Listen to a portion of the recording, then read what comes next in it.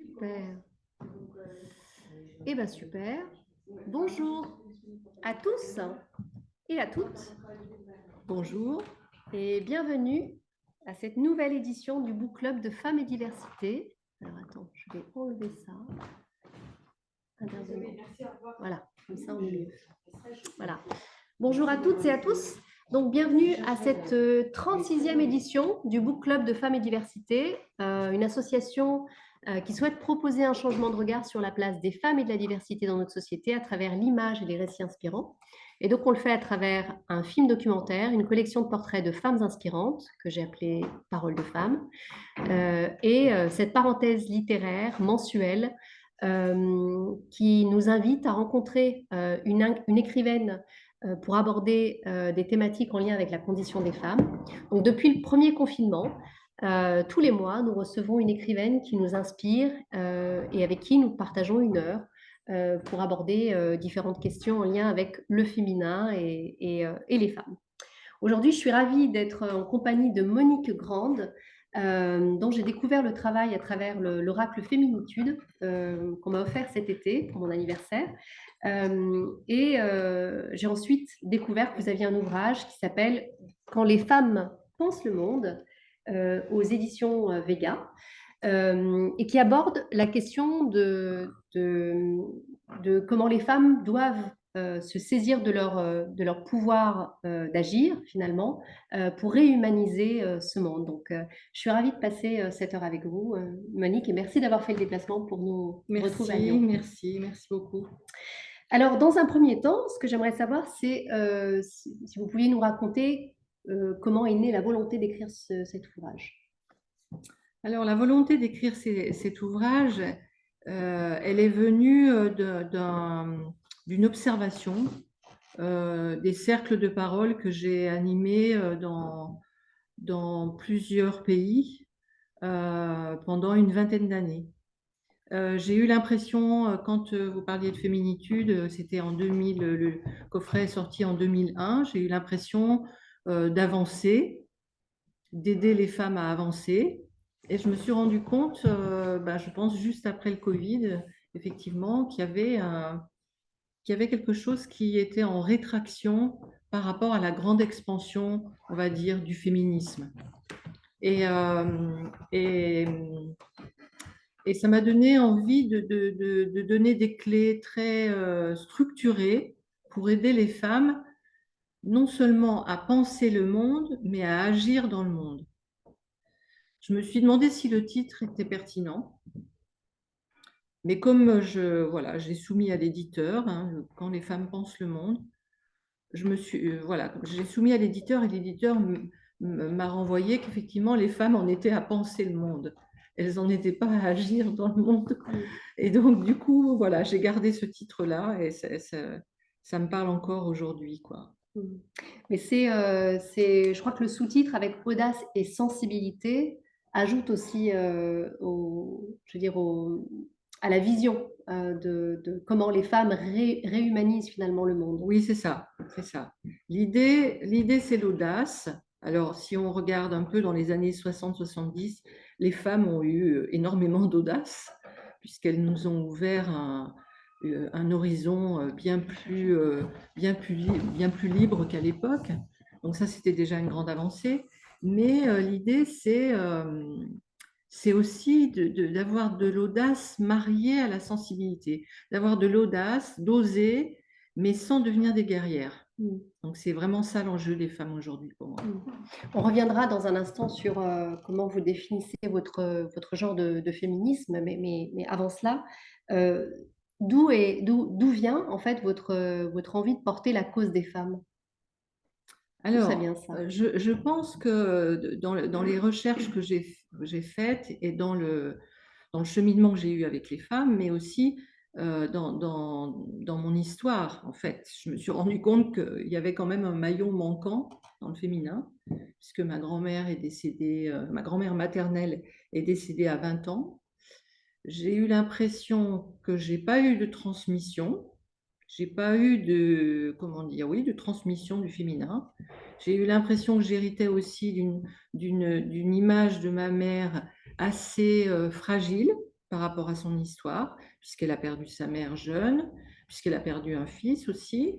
Et donc, ça me donnait l'idée d'avoir intégré, d'avoir même ingéré un féminin fragile. Et ça a été le grand booster pour que je commence à parler des femmes et que je m'interroge un petit peu sur la place que nous avons, nous les femmes aujourd'hui. Qu'est-ce qui se joue, qu'est-ce qui s'est joué, qu'est-ce qui se joue encore? Alors, vous racontez, alors j'aimerais qu'on rentre un peu plus dans le vif du sujet, vous racontez, vous dites, à l'heure de toutes les décadences, d'une hypocrisie générale doublée d'un modèle de gouvernance dépassé, la société a plus que jamais besoin du regard des femmes pour mieux l'humaniser. Alors, comment faire? Pensez-vous que c'est surtout aux femmes d'avoir conscience de leurs capacités pour humaniser ce monde tout en s'affranchissant finalement du regard porté par la société patriarcale? Bah déjà, oui, effectivement, on hérite comment dire, d'un conditionnement qui est énorme. On ne se rend pas compte, nous, les femmes, mais on hérite d'un conditionnement énorme où on nous a laissé des petites miettes. J'ai pas peur de dire ça, en fait. On nous a laissé des petites miettes. Et puis, à l'intérieur de cet espace de petites miettes, on s'est encore contorsionné pour finalement répondre à ce que la société veut de nous. Donc, du coup, si j'ose dire, on est un peu mal barré, quoi, aujourd'hui. C'est-à-dire que avant nous, les femmes, les féministes ont propulsé des avancées. Et puis, on est encore à la préhistoire par rapport à nos autorisations de nous à nous. En fait, je pense que c'est ça la plus grande chose. Je pense que les femmes ne se sont pas donné encore l'autorisation d'exploser. Mais quand je dis exploser, c'est une manière d'exploser de manière solaire et douce. Parce que c'est ça l'enjeu. Donc finalement, enfin, ce que je sens, moi, des femmes aujourd'hui, c'est on s'est, comment dire, on s'est conditionné, on a fait des échappées, on est devenu assez audacieuse, mais en même temps sur un modèle masculin. Et du coup, on ne s'y retrouve pas du tout. Enfin, moi, ce que je vois dans les cercles, c'est ça, ce que j'ai vu dans les cercles, c'est que les femmes ne s'y retrouvent pas du tout. C'est que soit elles ont le sentiment d'être devenues comme des hommes, d'être épuisées, parce que ça, c'est la plus grande manifestation du malaise des femmes, c'est l'épuisement. Tout le monde le dit, mais on ne fait pas grand-chose pour que ça change. Et après l'épuisement, c'est l'impression que les femmes ne se sont pas trouvées encore elles-mêmes. Donc, c'est difficile. Vous racontez dans le processus d'émancipation que la société pensée par les hommes tient les femmes avec un cadeau empoisonné, l'obligation de plaire ou de se conformer. Donc c'est très limitant. C'est un formatage bien rodé puisque la féminité est devenue une féminité de séduction ou de bien-être. Dans le processus d'émancipation, la femme doit s'affranchir du regard de l'homme, du patriarcat, et plus précisément doit prendre conscience du patriarcat systémique dans lequel elle évolue. Mais comment faire lorsque les médias, les réseaux sociaux nous rappellent justement à cette hypersexualisation du corps féminin? Ben oui, on le voit bien, le plus bel exemple, c'est ce qui se passe dans le milieu du cinéma. Parce qu'on voit bien que on voit bien que l'obéissance est constante dans le fait d'être belle, jeune et sexy.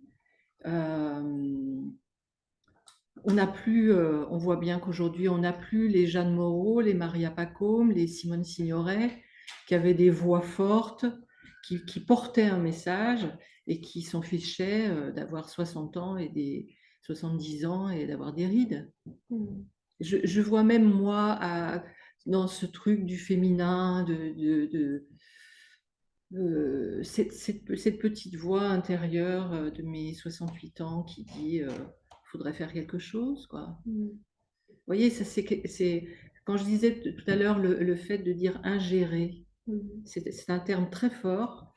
Non seulement on a été conditionné, mais on fait une indigestion de tous ces conditionnements. Donc, du coup, il faudrait qu'on fasse l'indigestion, parce que pour l'instant, on a tout avalé, mais on n'a rien ressorti, si j'ose dire. C'est très fort. Bon, alors après, c'est pas comment dire, un tableau, faut pas faire un tableau dramatique, parce qu'il y a des prises de conscience. En fait, le mode de voie de transformation des femmes, c'est vraiment, ça passe par, j'essaie de trouver une phrase un peu forte, ça passe par être pleine de soi, être pleine de soi-même. Tant que les femmes, nous sommes victimes. Dans un de mes livres, j'avais raconté l'histoire d'une rencontre que j'avais faite. La particularité de ce livre, c'est qu'il a un peu des détails un peu craquants dans les cercles de parole. Mais en tout cas, là, c'était une histoire personnelle dont je vous parle. Et j'avais été dans un stage et puis j'avais vu un très bel homme, donc je devais avoir 40 ans. Et j'avais vu un très bel homme qui était arrivé avec sa petite valise noire et sa chemise blanche et son petit col. Et, bon, bah, j'ai appris qu'il était aviateur à Air France. Je le raconte souvent dans mes stages parce que c'est tellement un déclic fort, c'est tellement une claque, quoi. Et là, je me dis, génial, quoi. Je me dis, j'étais déjà tout arrivé, quoi. Je me disais, oh, super, je vais danser avec lui. Enfin, bon, j'étais toute émoustillée. Et puis après, une fois qu'on a bien dansé, bon, on a eu un temps de parole. Donc, je me suis assise. Tout le monde s'est assis. On était une cinquantaine. Et il était juste en face de moi, ce bel aviateur. Donc, il avait les yeux bleus, j'étais captivée, tout ça. Et puis, l'animateur propose de prendre la parole. Qui veut prendre la parole? Bah, bien sûr, personne. Et moi, la petite Monique, je suis toujours assez audacieuse là-dessus. Je prends la parole en premier. Et j'y vais. Alors, je me plains. Je me plains de mon mari, je me plains de mes enfants, de mes collègues, de mon directeur. Enfin, je me plains de tout.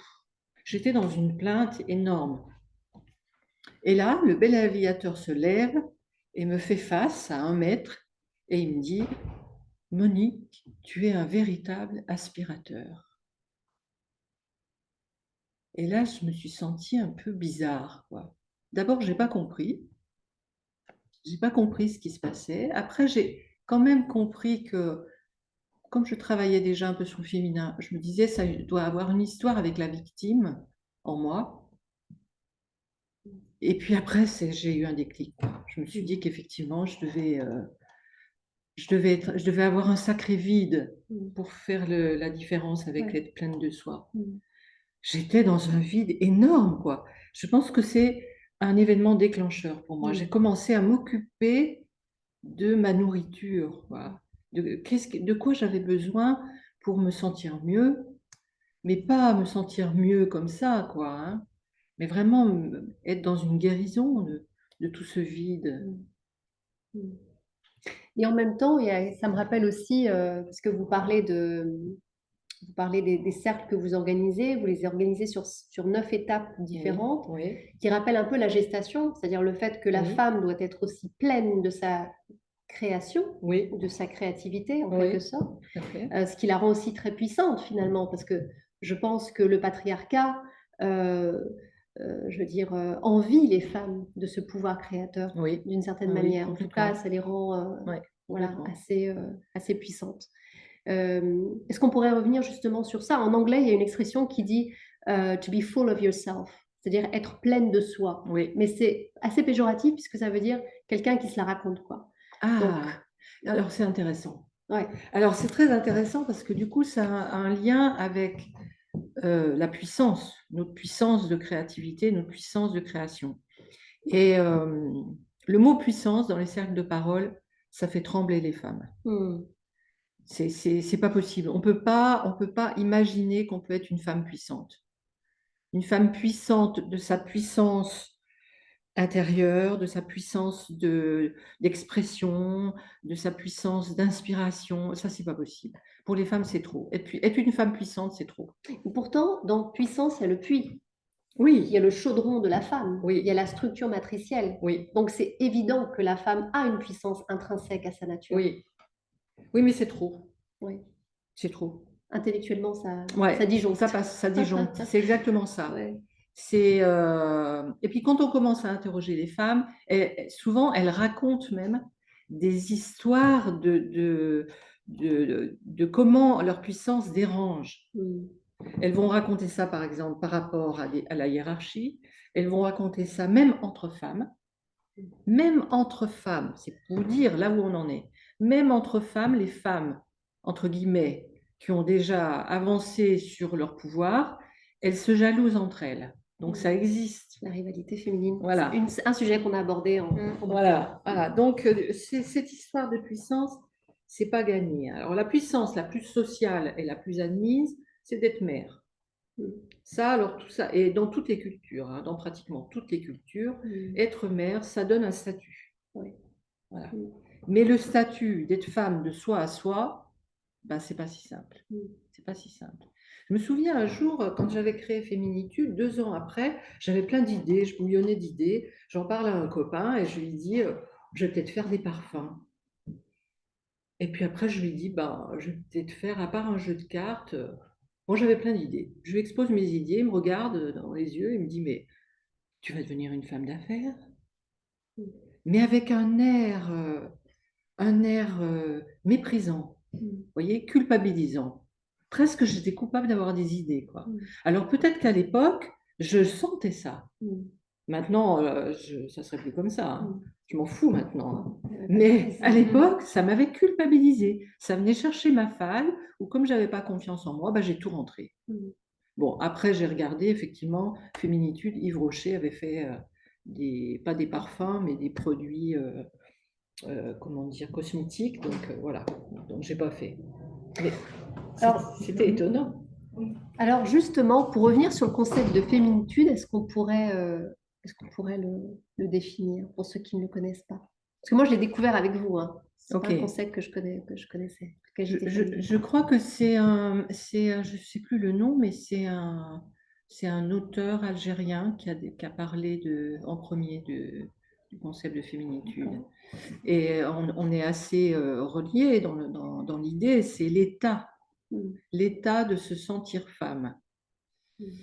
Mais moi, je ne sais encore pas ce que c'est l'état de me sentir femme. Je pense que c'est tellement vaste. Et moi-même, dans mon histoire, j'ai tellement répondu à ce que la vie m'a envoyé, à ce que je pensais être une bonne attitude. Donc moi, voilà, moi j'ai un bon masculin, donc enfin, je l'ai développé ce masculin. Donc je me dis des fois c'est trop. Je me dis des fois, Monique, tu es trop masculine. Et donc tu t'éloignes de ta féminité. Oui, mais est-ce que c'est la féminité, c'est la féminitude? Bah non, c'est pas pareil. Féminité, c'est ce qu'on entend. Euh, voilà, moi, quand je me sens éloignée de ma féminitude, mon premier réflexe, c'est d'aller acheter des vêtements, par exemple. Moi, je suis folle des robes. Donc, je m'achète une robe, je me sens féminine. Oui, mais je ne suis pas dans ma féminitude. Mais dans mon canapé, j'y vais de plus en plus souvent. Ça, pour moi, j'y vais de plus en plus souvent. Je doute moins. Je suis en amour avec moi-même. J'ai appris beaucoup de choses par rapport à la féminitude. C'est ça, en fait, le chemin. Donc, c'est se reconnecter finalement à notre essence de femme, quoi. Oui. Mais sortir peut-être de la construction sociale. Complètement. Et aller plus vers ce qui nous habite. Voilà, exactement. En fait. Alors, féminitude, féminisme, comment est-ce que vous définiriez votre type de féminisme? Alors déjà, moi, il y a quelques années, quand on me disait que j'étais féministe, ça me contrariait énormément. D'accord. Puis après, j'ai avancé. Je me suis rendu compte que j'avais effectivement un féminisme qui m'était propre. Et ça m'a un peu calmée, ça va mieux maintenant. Il me semble que ce féminisme d'aujourd'hui, en tout cas comme je le perçois, c'est un féminisme plus doux, moins revendicateur. D'ailleurs, est-ce qu'on a vraiment à revendiquer beaucoup de choses? Moi, j'ai l'impression que la revendication féministe, elle est passée par l'extérieur. Et moi, je pense qu'aujourd'hui, les femmes, elles ont ce mouvement vers elles-mêmes à faire. Voilà. Donc, féminisme plus doux, ça c'est sûr.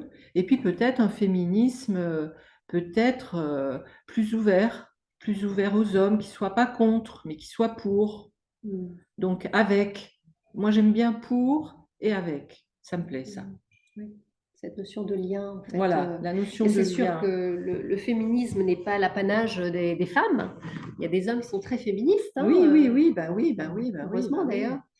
Et je vois, moi j'ai deux filles, hein, de 35 et 38 ans, et je me rends compte, là, même avec tout ce que j'ai fait, comme elles pataugent dans leur place, le fait d'oser dire à leurs compagnons, le fait de vivre des interrogations, de malaxer les interrogations à l'intérieur d'elles. Oh là là, je me dis, waouh! Alors moi, j'avais l'impression d'avoir ouvert des voies, et je me retrouve avec quand même, on patauge encore pas mal, quoi. Là, récemment, j'avais ma grande fille qui disait, tu as vu les statistiques sur les liens amoureux bon, récemment, ils ont sorti des statistiques sur les jeunes entre 30 et 40 ans, combien de fois ils font l'amour. Et donc ça, c'était tout d'un coup un jet d'eau froide, quoi. Parce que quand elles m'ont dit ça, je me suis dit, mais le lien est où, quoi? Donc, il y a une difficulté dans le lien, quoi. Alors, c'est vrai que lorsqu'on regarde les chiffres, l'ONU Femmes France, l'année dernière, le 8 mars 2023, a déclaré qu'il faudrait 300 ans pour arriver à une égalité femmes-hommes. Ah, j'ai pas entendu ça, moi. 286 ans pour supprimer les lois discriminatoires et combler les lacunes en matière de protection juridique. 140 ans pour atteindre une représentation égale dans les positions hiérarchiques et de leadership en milieu professionnel, et au moins 40 ans pour atteindre une représentation égale dans les parlements nationaux. Donc, à ce rythme, il faudra 12 générations en fait, pour arriver à une égalité femmes-hommes. Ah ouais, c'est super intéressant de savoir ça. Ouais. Ah là là. Donc, en fait, c'est pas étonnant qu'on soit aujourd'hui confronté à une sorte enfin voilà, il y a un tel écart entre les garçons et les filles qu'on doit œuvrer finalement tous les jours pour essayer de raccrocher les wagons. Oui, c'est ça. En quelque sorte. Ouais, c'est ça. C'est ça. Presque, je dirais, moi, l'impression que j'ai sur un plan global, hein, alors en France, même si on est privilégié, nous, en France, hein, parce qu'on est privilégié parce qu'on a quand même en tête le terme féministe, certains combats de femmes qui sont forts, je parlais tout à l'heure du cinéma, on a encore ça, quoi. Et puis notre histoire par rapport aux années 60 et 70. OK. Mais en même temps, globalement, je trouve que les femmes ne sont plus très à moins que ce soit moi, mais je les trouve plus très intéressées par la place des femmes, par le sujet, la question de la place des femmes. Je vois beaucoup de femmes qui viennent dans des cercles de parole pour elles. Enfin, moi, la sensation que j'ai depuis 20 ans, c'est que les femmes, elles veulent comment dire, s'abreuver au travail des cercles pour elles. Mais ça n'est pas très, comment dire, la cause profonde, et puis là où ça peut nous amener, et l'investissement, l'engagement. Donc c'est moins un féminisme militant, Ouais. et plus quelque chose de personnel. Ouais, c'est personnel, ouais. Alors, pour revenir au féminisme, enfin aux femmes, la condition des femmes et le confinement, c'est vrai qu'on a remarqué quand même que pendant le confinement, les droits des femmes ont quand même vachement rétropédalé, présentes. L'école à la maison, c'était pour les mamans, principalement. Les tâches domestiques, c'était pour elles aussi. Et ça nous rappelle la phrase de Simone de Beauvoir qui dit attention, il suffira d'une crise pour que les droits des femmes reculent. Il faut être vigilant toute sa vie, quoi. Est-ce que vous l'avez constaté auprès des femmes que vous accompagnez, parce que vous faites aussi du coaching pour femmes? Est-ce que ça a été quelque chose qui est revenu dans vos coachings? Oui, moi je suis toujours surprise quand j'accompagne des femmes en groupe ou en individuel. Pour certaines femmes, c'est la préhistoire, hein. Quand je regarde leur vie, quand elles me parlent de leur vie, je me dis c'est la préhistoire, hein. C'est la restriction, c'est le quotidien, la restriction. On se restreint par rapport aux enfants, on se restreint, on ne dit pas par rapport aux compagnons, comment dire, on est dans des marasmes sur le plan professionnel, dans les lieux professionnels. Donc, oui, je pense que c'est pas gagné, quoi. Je sais pas comment dire. Il y a une espèce de nébuleuse encore chez les femmes, il me semble. Dans l'esprit des femmes, il y a encore un truc nébuleux, un truc éthéré, un truc, une pensée. J'ai l'impression que beaucoup de femmes qui sont en difficulté se rendent compte, elles voient, mais au niveau des moyens d'agir, c'est beaucoup plus compliqué. De manière plus concrète, vous écrivez dans votre ouvrage par rapport justement au Covid. Je ne sais pas si vous voulez bien lire un petit passage, Oui, parce que c'est vrai que les chiffres font froid dans le dos quand même à oui. partir de là, mais la crise liée au Covid peut-être jusqu'à là. Alors, avant de lire, je vais vous dire, je crois que j'ai commencé ce livre au moment du Covid. J'étais en Allemagne. Je suis arrivée en Allemagne. J'étais dans ma chambre d'hôtel. Et tout d'un coup, il y a eu les informations avec le confinement. Je n'ai vu que des hommes parler. Je ne sais pas si vous vous souvenez, le comité scientifique, c'était que des hommes. Tout ce qui était au niveau de l'État, c'était des hommes. Enfin, c'était un truc, pour moi, ça m'explosait à la figure. Je me suis dit, alors là, on a vraiment un problème, quoi. Pourtant, c'était les infirmières qui étaient en première Ah ligne. bah, ouais. Mais... Et le Covid est devenu la Covid. Oui, est devenu la Covid. C'est intéressant. Ça. Intéressant. Ouais. La crise liée au Covid-19 est passée par là. Elle révèle sans détour comment la pensée masculine envahit les sphères décisionnelles dans une absence totale de cohérence et de sens. Au cœur de la politique, une majorité d'hommes. Dans le conseil scientifique du Covid-19, 2 femmes pour 9 messieurs. Et ailleurs, proportion de femmes chez les maires élus, 16%. Par des femmes expertes invitées à commenter l'actualité dans les médias, 20%. Écart de salaire moyen entre hommes et femmes, les hommes gagnent 19,2% et je crois que ça a augmenté depuis, de plus que les femmes. Pension de retraite moyenne en brut, 1007 € pour les femmes et 1660 € pour les hommes. Pourcentage de chefs d'orchestre en France, 4%. Ces chiffres témoignent de l'invisibilité des femmes. Pourquoi notre société demeure-t-elle ainsi, exclusivement, aux mains du pouvoir masculin? Ah, il y a du travail. Hein. Oui, il y a du travail.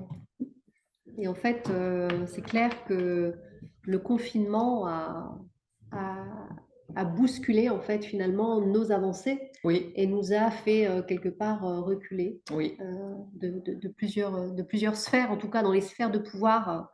Ça a eu un impact délétère. Mais il y a aussi un pendant positif au confinement. Parce que pendant le confinement, on a ralenti, on a donné la priorité à ce qui avait du sens, à ce qui était fondamental, la famille, les activités, la quête de sens, elle est devenue primordiale. Est-ce que vous diriez que il y a eu une sorte de basculement mondial où finalement on a accueilli le yin, on a accueilli le féminin, dans le sens où on est allé vers une introspection du sens?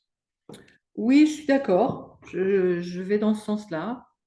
Après, en tout cas, par rapport à la question du travail et de l'équilibre de vie, hein, vie perso, vie professionnelle, je suis OK.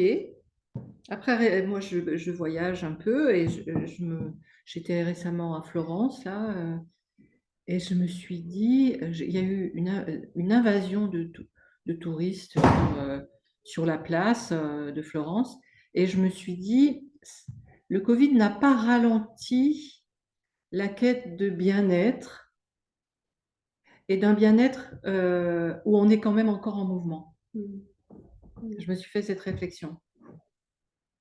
Parce que quand on bouge, quand on voyage, quand on est en mouvement, en fait, il y a une ébullition. Il y a toujours une ébullition, en fait, il me semble.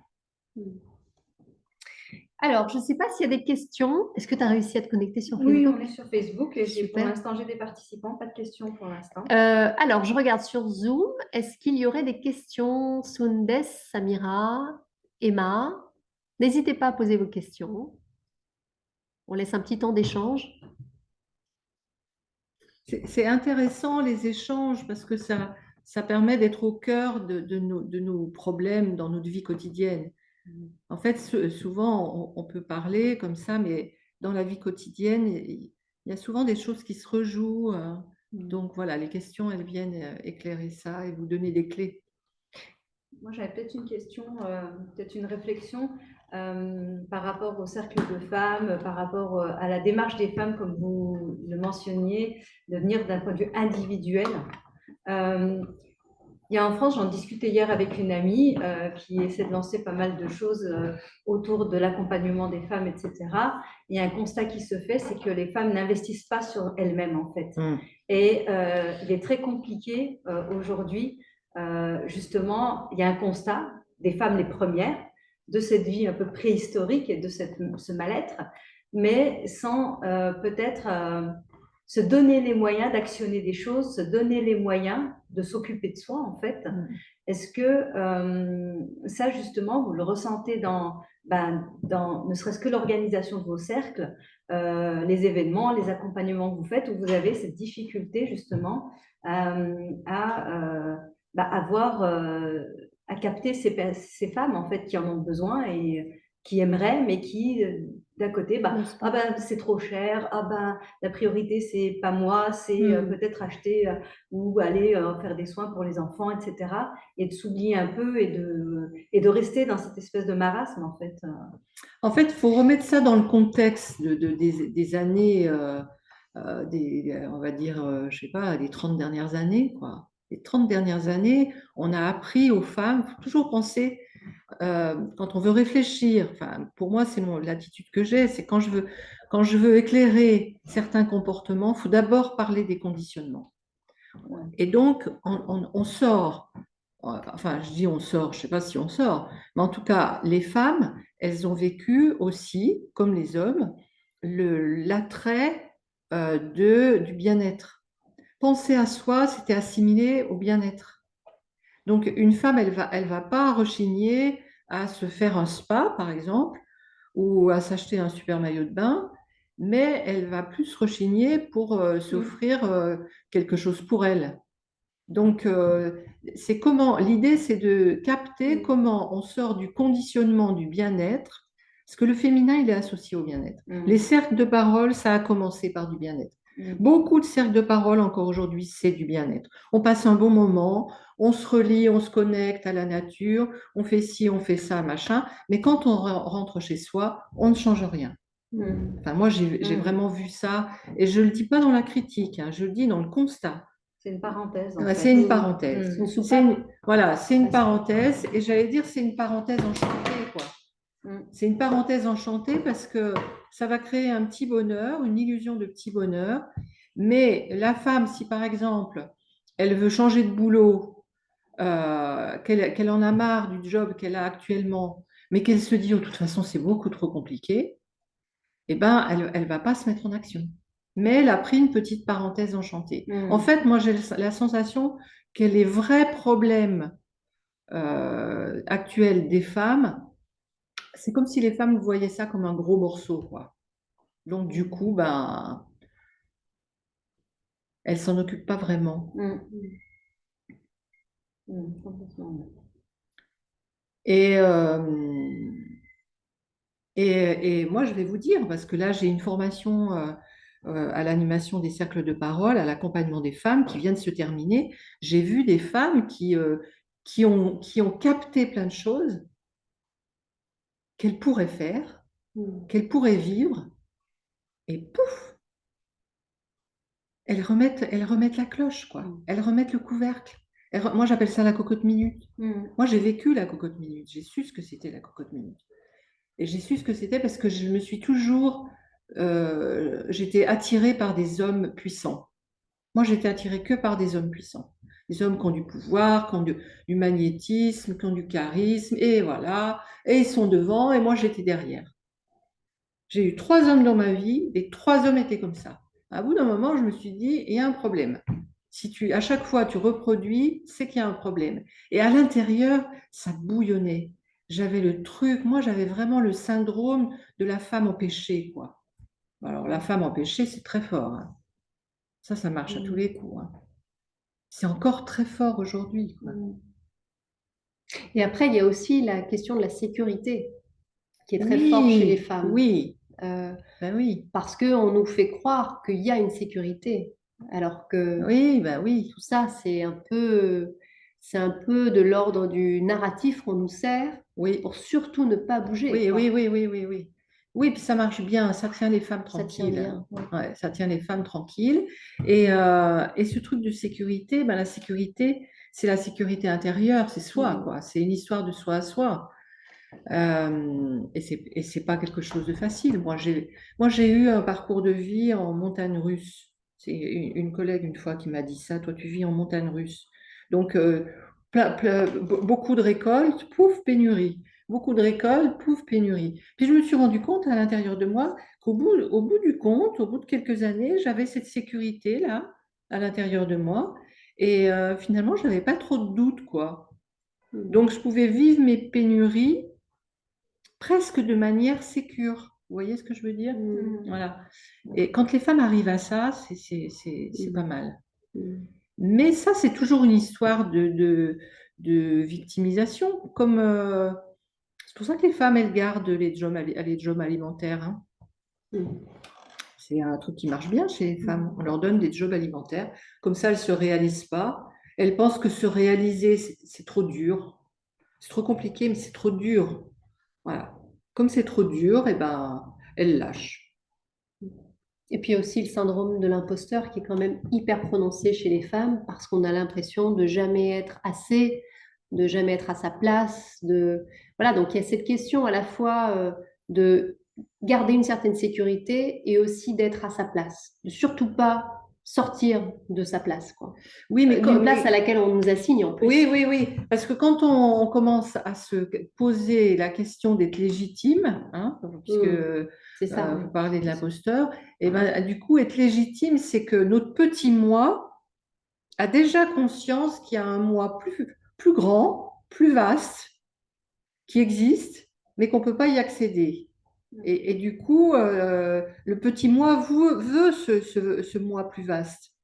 Mais comme on se dit non, et ben, du coup, voilà, on ferme tout, quoi. C'est très complexe, en fait, tout ça. Et je trouve, enfin, si je peux me permettre, dans l'ouvrage, moi, ce qui m'a marqué, en fait, c'est ce moment de passage à l'action.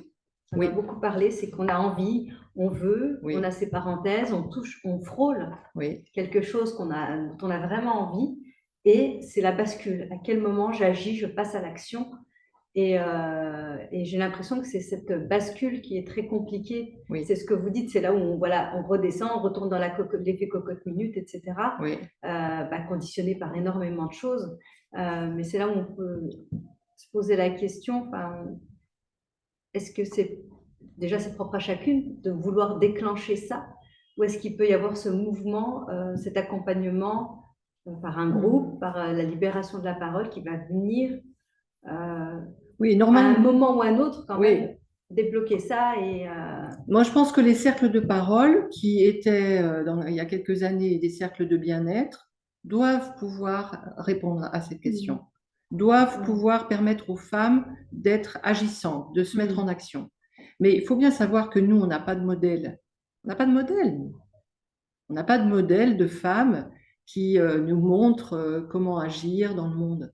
Ça n'existe pas. Alors, il y a quelques images fortes. D'ailleurs, c'est intéressant pour les femmes, pour progresser. Moi, j'ai une femme qui m'a beaucoup aidée, enfin, j'ai même 2 femmes. Gisèle Halimi, pour moi, ça a été vraiment un déclencheur. J'aime ses livres, j'ai aimé ses livres. Et d'ailleurs, son dernier, ne vous résignez pas, il est extrêmement fort. J'ai aimé son histoire, j'ai aimé le film qu'il y a eu sur elle quand elle racontait qu'elle voulait pas faire les tâches que sa mère lui donnait. C'était vraiment une résistante, elle, hein, très fort, hein. Et puis, il y a une femme que j'aime beaucoup, c'est Jane Fonda. J'ai suivi vraiment son truc par rapport au sport, le fitness, machin, son combat par rapport à l'image de son père, qui lui faisait jamais aucun compliment, son humour, son engagement aussi dans toutes les grandes causes du monde. Et puis récemment, enfin, ça fait 4 5 mois, elle a fait une interview et elle disait elle était refaite de partout, sauf, je crois, l'épaule gauche. C'était plus ses rotules, c'était plus son épaule, mais elle avait quand même une épaule. Et puis elle était refaite partout. Et elle assumait. Et elle assumait et elle disait maintenant j'ai terminé de me refaire, je suis bien avec moi. Enfin, elle le disait pas comme ça, mais et avec toujours cette brillance, quoi. Mm. Donc je pense qu'on n'a pas de modèle. Et puis la dernière chose pour répondre à cette question qui est à mon avis très intéressante, c'est le truc que je me dis, je ne sais pas si c'est vrai, mais je vous le dis quand même, parce que j'ai quand même regardé, j'ai observé chez les femmes, il me semble que nous les femmes, nous avons un mode créatif secret, intérieur. Nous n'ouvrons pas notre ventre à 5 mois pour regarder comment ça se passe. C'est tout en cachette, c'est tout en secret, c'est intérieur. Et donc, c'est Marie-Louise Onfrance qui dit ça, hein, la compagne de Carl Jung, elle dit ça, elle dit, comme nous, notre masculin, il est intérieur, il est secret, on a un travail, Paul Salomon, il dit ça, d'érection. Et ça, c'est pas rien, quoi. Et si vous regardez bien, si on regarde bien les hommes aujourd'hui, la difficulté qu'ils ont pour aller, certains hommes, en tout cas nombreux, pour aller à l'intérieur, c'est-à-dire vers leur côté lunaire, eh ben c'est pareil. Ils sont aussi démunis que nous pour mettre à jour, au grand jour, toute notre créativité. C'est vraiment quelque chose que j'ai observé chez les femmes. On dirait qu'on est démunis, quoi. On dirait qu'on n'a pas d'outils, on dirait que ça ne tient pas dans nos mains, on ne tient pas l'inspiration, on ne tient pas le fil. Vous voyez, c'est éthéré. Chez les femmes, créer sa vie, c'est éthéré. Donc, on a besoin de travailler la consistance. C'est ça qu'on devrait apprendre aux jeunes filles à l'école. Et à la maison. Et à la maison. Alors, il y a une question de Sundes qui dit est-ce que la femme ne devrait pas moins culpabiliser justement pour se réaliser? Ah ben oui, c'est sûr, c'est évident, moins culpabiliser. Donc, si on se sent coupable, on est coupable de quelque chose. On est coupable de désobéissance au modèle patriarcal. C'est important de regarder ça. C'est un peu brut de décoffrage, mais c'est ça. C'est-à-dire toutes les injonctions auxquelles on a obéi, ouais, c'est comme ça, quoi. Moi, j'ai toujours trouvé ça intéressant de la proximité entre trahison et tradition. Ah bah oui, oui, voyez oui, c'est clair, c'est Alors, clair. c'est vrai, on est obligé de trahir. On est obligé de trahir une certaine partie pour pouvoir justement arracher sa liberté. Vous n'êtes pas d'accord? Ah bah, Trahir complètement. nos ancêtres Oui. pour Oui, justement oui, oui. les honorer, pour pouvoir Oui, les oui, honorer. oui, oui, oui, oui. Et alors, c'est intéressant parce que moi, j'ai accompagné des femmes un peu dans tous les continents, en Guadeloupe, où il y a des femmes, des maîtresses femmes, les mères sont toutes Les puissantes, matriarches, voilà. presque. En Tunisie, au Maroc, en Asie.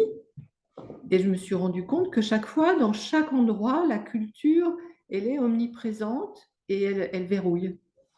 Et je me souviens au Maroc, si je peux me permettre, au Maroc, je me souviens, j'avais participé à un colloque et le soir, on s'était réunis, puis on avait mangé ensemble. C'est un colloque entre femmes, hein. Et il y avait une avocate qui avait participé, puis qui m'avait dit, mais nous, ici au Maroc, bon, ça doit dater quand même d'un petit moment, hein, ça fait peut-être bien 6 7 ans, hein. Elle me disait, mais nous au Maroc, nous les avocates, on ne pousse pas au divorce. On ne pousse pas au divorce parce qu'on sait que les femmes, elles vont être démunies après.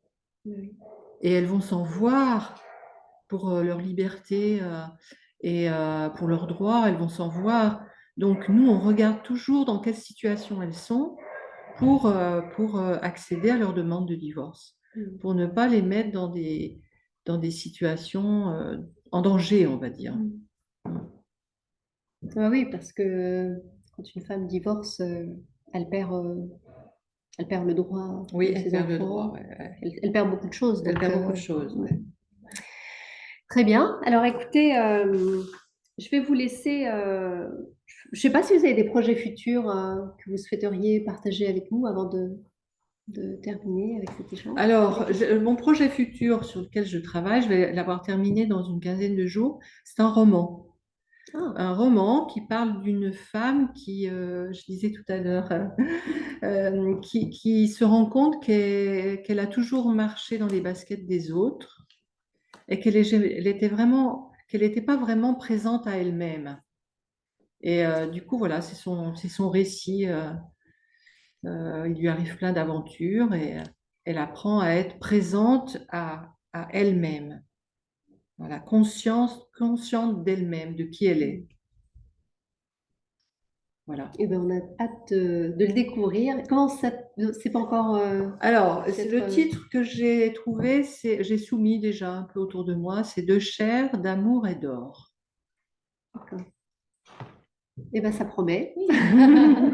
En tout cas, je vous remercie pour cet ouvrage, Monique Grande, Quand les femmes pensent le monde avec audace et sensibilité, qui souligne à travers 9 étapes pratiques, initiatiques presque, comment les femmes doivent œuvrer à leur propre émancipation en nourrissant leur lien de sororité. Pour schématiser, sortir du triangle et aller vers le cercle finalement. D'ailleurs, je remercie chaleureusement Rosa et sa superbe équipe pour l'accueil à la librairie à soi, qui travaille évidemment dans ce même esprit de sororité. Et je vais procéder au tirage au sort parce qu'on offre tous les mois le livre de notre invité à un de nos adhérents. Donc, j'ai ma petite boîte. Je ne sais pas si vous voulez tirer au sort. Le petit rose. Eh bien, Karima Régis, ce livre est pour toi. Voilà. Et pour ma part, je vous donne rendez-vous dans quelques semaines, le 26 mai à 14 heures, donc le dimanche, sur Zoom et Facebook Live, avec Salma El Moumni, qui nous vient du Maroc, enfin, avec qui on sera en lien à partir de Paris, je crois, pour aborder son ouvrage Adieu Tanger. Donc le 26 mai à 14 heures sur Zoom et Facebook Live, comme tous les mois. Merci beaucoup. Merci Monique. Leïla. À très bientôt. À bientôt. Merci à tous. Merci.